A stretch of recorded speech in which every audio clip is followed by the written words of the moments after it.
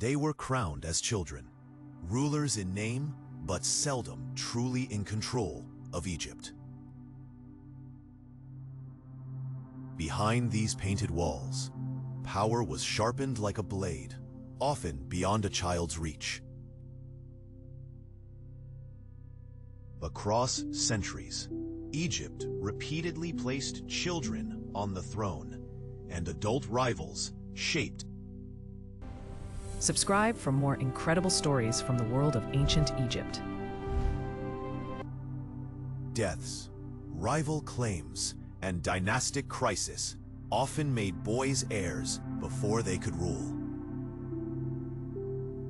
A palace was a compact state. Regents, scribes, priests, and generals lived hand in hand with the boy.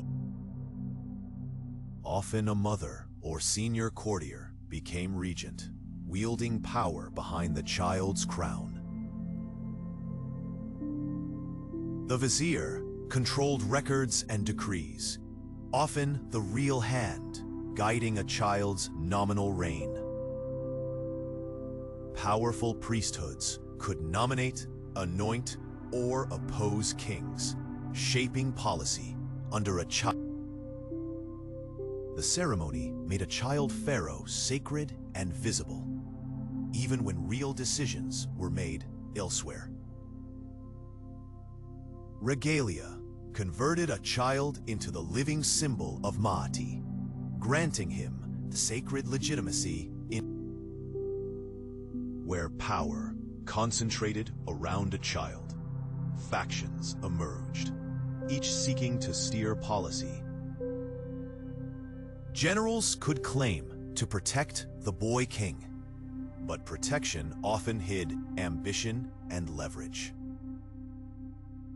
A mother regent could be protector and politician, her love entangled with statecraft. Tutors trained a boy to speak like a king, but words alone never guaranteed authority. Military spectacle taught pageantry and fear, reminding everyone who should be obeyed. Sudden royal deaths could throw courts into panic, elevating a child to the center of a power game. Regency councils claimed to act for the child, but often pursued their own priorities, and bargains were struck in shadow. Land, grain, titles, all currency to win loyalty. Public images turned boys into giants, a visual language to legitimize fragile. Ambitious regents sometimes reshaped institutions, so the boy's name covered their own reforms. When generals moved, the palace faced an army, and the child's throne trembled with real danger. A child's moment could decide peace or bloodshed, yet advice and fear shaped every choice. Coups against regents or power brokers could sweep aside governments, sometimes sparing the boy.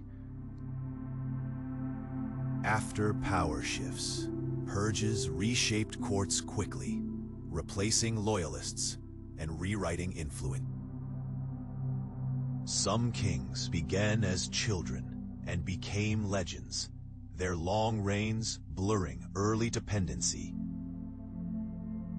Statues and steles preserved a chosen image of youthfulness tied to divine favor and political.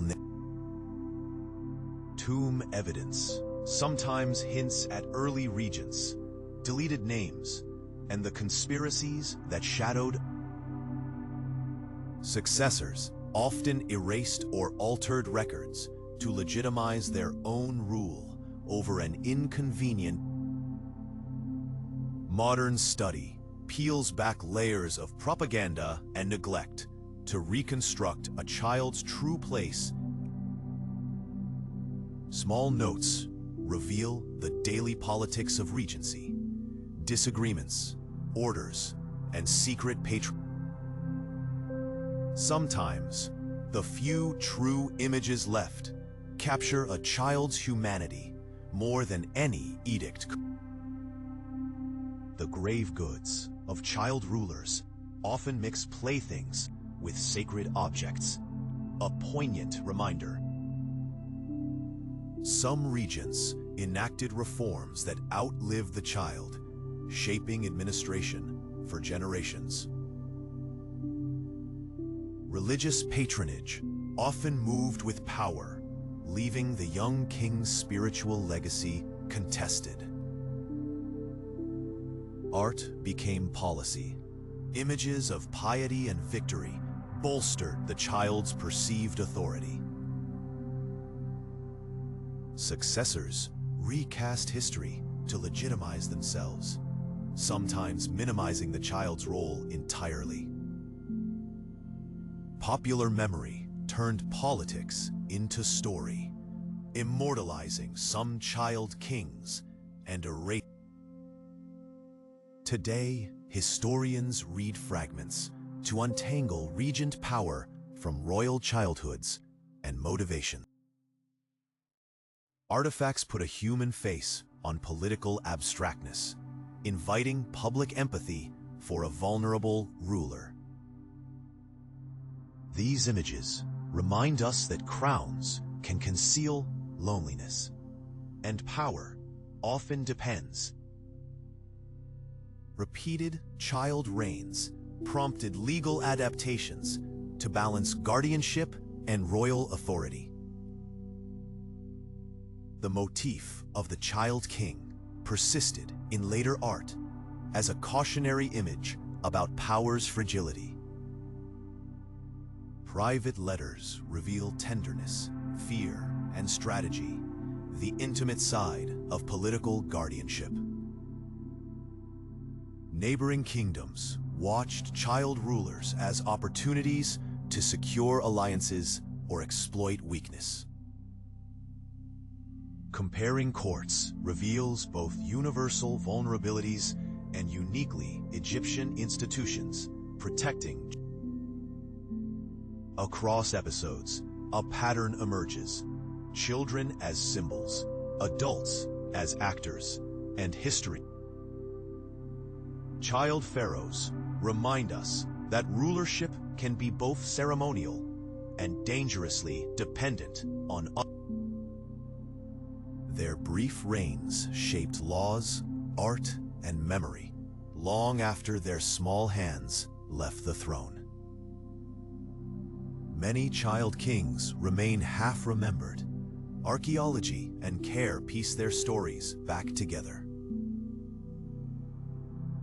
In the end, the child king remains both symbol and person, a fragile pivot in history's vast machinery.